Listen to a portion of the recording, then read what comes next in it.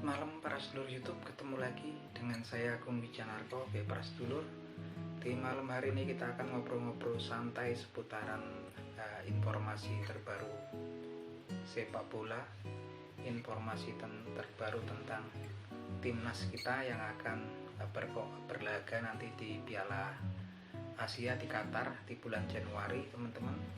Seperti yang kita tahu ya teman-teman, di saat timnas kita sekarang lagi persiapan, kalau di Dumai atau dunia maya, di media sosial tuh banyak para komentator ya, yang kemudian malah bukannya memberikan semangat ataupun dukungan, malah melakukan kritik-kritik tajam yang saya pikir juga nggak begitu membangun, karena terus-menerus kritik kasih solusi ya. Nah itu yang paling sering kan ini ya, Bung Toel atau Bung Tommy Welly kan, selalu kalau ke timnas nih, tapi wajar ya, nggak masalah lah, nggak ngaruh juga ya teman-teman, biasa aja lah kalau cuman main-main kritik. Ini namanya di media sosial kan, media sosial ini banyak orang yang melakukan kritik, melakukan hal-hal yang agak berbeda ya, tahulah kita. Yang jelas daripada kita banyak kritik, sekarang langsung aja kita bahas tim-tim yang nanti akan dihadapi oleh timnas kita ya. Nah pertama nanti di grup D, hari pertama nanti di perhelatan Piala Asia Qatar, timnas kita akan ketemu Irak, dan kemudian selanjutnya ketemu sama tim Vietnam, dan terakhir ketemu Jepang ya teman-teman. Ini bagus sekali ya, karena ketemunya kan ketemu singanya, ketemu yang terberat tuh terakhir ya, karena memang realistisnya nanti yang diperebutkan adalah second ya, kalau juara grup susah kayaknya ya, paling enggak runner up, karena memang yang lolos ke babak 16 besar nih kan juara grup dan runner up. Tapi nggak ada salahnya hari ini kita lihat salah satu kemampuan salah satu tim yang ada di grup D, yaitu timnas Jepang ya, timnas Jepang. Yang akan kita bahas, kita ulang tadi, adalah timnas Jepang. Nah timnas Jepang ini telah menjalani, sebelum beberapa bulan terakhir telah menjalani beberapa kali uji coba. Pertama ketemu Jerman ya 3 bulan yang lalu, dan ketemu Jerman ini semua pemain inti Jerman juga turun, alhasil dilibas sama Jepang 4-1. Kemudian selanjutnya dia ketemu sama Turki, salah satu tim kuat di Eropa ya, itu Turki juga dilibas sama Jepang 4-2. Dan sempat lawan Amerika Serikat ya, kalau nggak salah 5-0 ya. Dan kemudian ketemu Peru ya, ketemu Peru itu 4-1 ya teman-teman. Nah kayaknya Jepang ini eksperimennya dia ngelawan dari beberapa benua ya, lawan tim-tim Eropa yaitu Turki, Jerman ini, terus kemudian tim dari Amerika Utara ya, yaitu Amerika, memang jawaranya di Amerika Utara. Kemudian tim dari Amerika Selatan yaitu Peru, yang semuanya dilakoni Jepang, sukses semua ya, menang semua, dan skornya itu telak.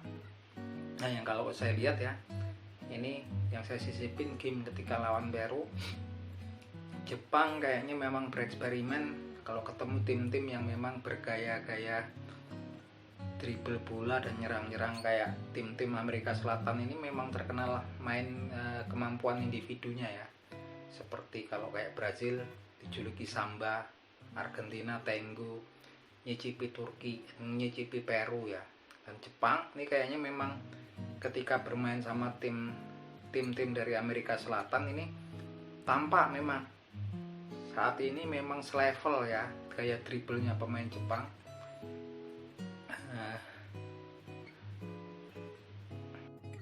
Dribblenya itu seimbang dengan pemain-pemain Amerika Selatan. Semisal di sini Kaoru Mitoma di sayap kiri, kemudian Takumi Minamino di depan ya, di attacking midfielder bagian tengah, gelandang menyerang.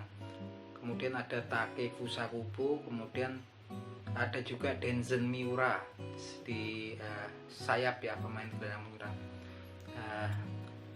Terus disambung juga strikernya, atau dia kayaknya memang kebanyakan nggak pakai striker murni ya. Strikernya ini striker penyerang lubang ya, biasanya yang ada di belakang striker. Tapi ini Jepang nih kayaknya banyak memakai forward atau penyerang lubang.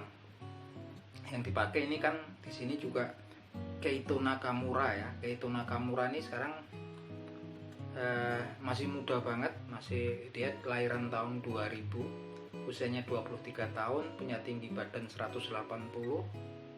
Saat ini memperkuat Stade de Reims yang ada salah satu liga utama Prancis ya. Keito Nakamura ini tajam ya. Selain kalau ciri khasnya, kalau sekarang tuh yang Jepang tuh nggak cuman main kolektif, tapi mereka berani ngontrol bola, pegang bola lama-lama, dan dribblenya bagus rata-rata. Makanya kalau teman-teman lihat ketika dia ngelawan Peru, salah satu tim Amerika Selatan, permainan Jepang juga udah mirip-mirip dengan tim-tim Amerika Selatan yang memang cenderung mengandalkan kemampuan individu. Saya nggak ngerti nih apakah ketika di junior, di akademinya mereka juga udah memang dilatih khusus untuk dribble ya, karena kita tahu memang Jepang nih ngadopsi Eropa sama Brazil ya kayaknya, tampaknya ya pola permainannya. Nah sekarang kan memang ketara banget ketika lawan-lawan tim Amerika Selatan tuh seru ya, saling menyerang, dan memang fisiknya ini bagus kayaknya. Memang pelatih fisiknya Jepang main-main sama tim sekelas Peru yang main saling serang gitu kan, main terbuka ya, itu 2 kali 45 menit saling serang itu ya masih bagus ya, 2 kali 45 menit para pemain Jepang. Terus posturnya juga lumayan, pemain Jepang ini posturnya rata-rata di atas 175, antara 178 sampai 180 kan. Yang jelas dribblenya memang mantep-mantep. Yang tercatat oleh saya yang memang dribblenya bagus, kontrol bolanya bagus, itu Denzen Miura yang sekarang saat ini di Glasgow Celtic, kemudian ada Kaoru Mitoma yang sekarang di Brighton and Hove Albion, kemudian Takumi Minamino yang saat ini di AS Monaco, ada Takefusa Kubo yang saat ini di Real Sociedad. Nah kalau strikernya ini Keito Miura ya, Keito Nakamura. Keito Nakamura juga jadi pemain utama di Stade of Reims. Ini juga dribblenya bagus. Nah kalau di timnas kita kan memang nyatanya memang masih kurang ya kontrol bola atau dribblenya. Yang banyak masih permainan tim atau kolektif. Kalau Jepang sekarang lebih bervariasi. Terakhir di sini juga saya masukin ketika Jepang lawan Turki. Salah satu tim kuat di Eropa ya, Turki kalau kita tahu. Itu posturnya kan tinggi besar, terus mengandalkan power ya, tenaga sama speed. Tapi di situ Jepang juga ngeladeni ya gitu, dan kayaknya memang duel-duel fisiknya memang nggak kalah nih sama pemain-pemain Eropa. Justru kerepotan karena pemain Jepang saat ini dari barisan penyerangnya itu jago gocek bola semua. Nah ini yang mungkin saya pikir harus memang dipikirkan oleh jajaran elit PSSI.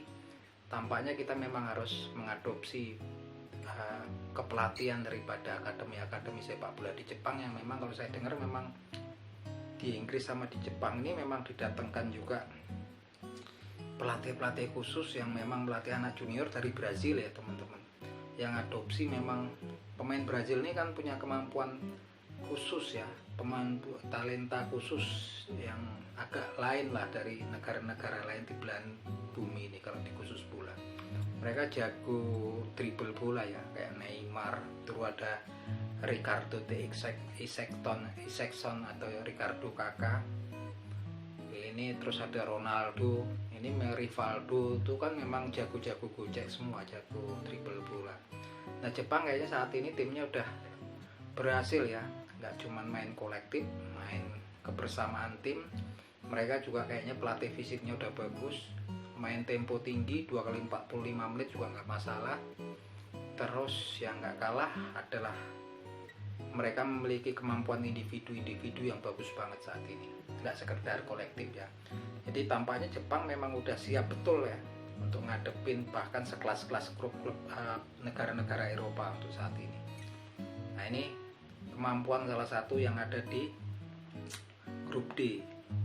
Sementara kalau Irak ini kayaknya sekedar dia mengandalkan fisik dan kecepatan ya, walaupun sekarang juga harus hati-hati karena Irak ini udah memanggil sekitar 10 orang pemain yang ada di diaspora, plus ya kayaknya ada naturalisasi lagi 2 atau 3 pemain muda ya.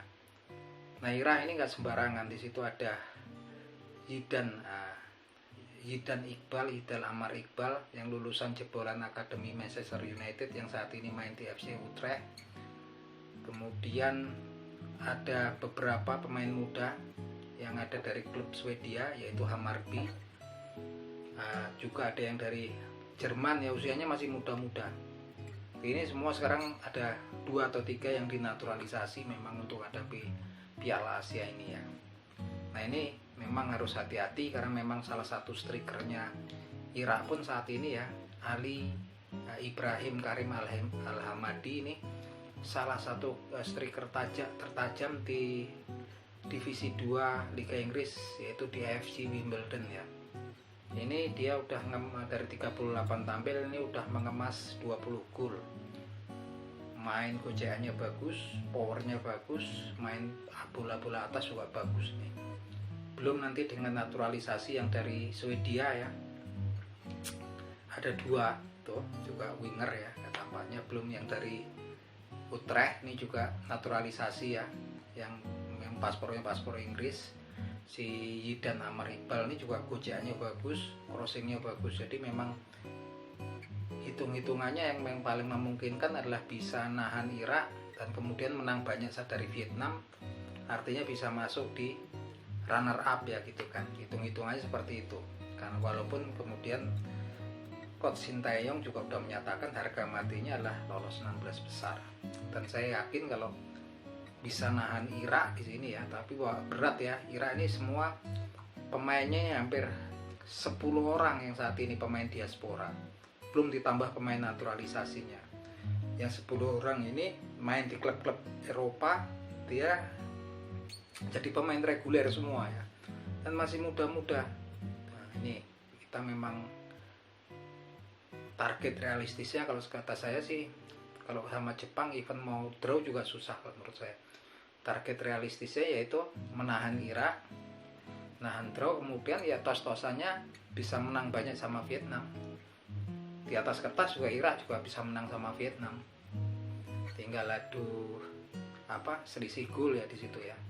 Nah, kalau menurut saya itu ya teman-teman, ini informasi saya. Kita bahas, kita dukung timnas kita daripada kita banyak kritik, banyak menyerang timnas kita. Nah, kalau kritik itu kalau 1-2 kali nggak apa-apa. Kalau terus-menerus tuh sebetulnya cuman mencari popularitas, saya yakin gitu kan. Untuk apa gitu, nggak ngaruh teman-teman. Yang jelas kita dukung timnas kita untuk bisa lolos di putaran babak 16 besar, sekecil apapun itu peluangnya. Oke gitu teman-teman, salam, semoga bermanfaat dan menghibur teman-teman di rumah. Salam seduluran dari saya Agung Wijanarko dari Yogyakarta.